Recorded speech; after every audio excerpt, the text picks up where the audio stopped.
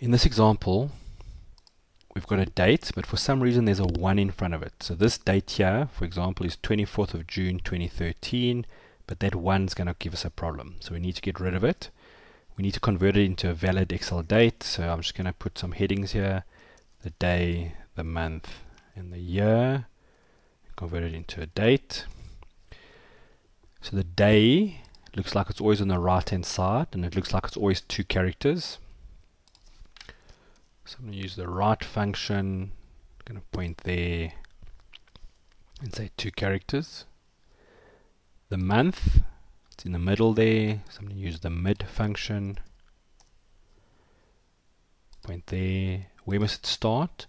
Well, it looks like it's character 1, 2, 3. It must start at the 4th character.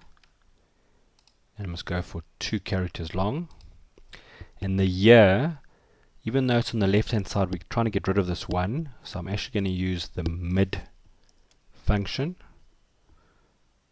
Look at that cell. I'm going to say don't start at 1, but start at character number 2 and go for 2 characters. And you'll see it gives us 13.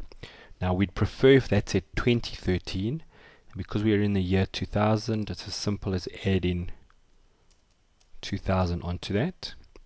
Now we've got the components. I can use the date function and tell it that that's the year, that's the month, that's the day.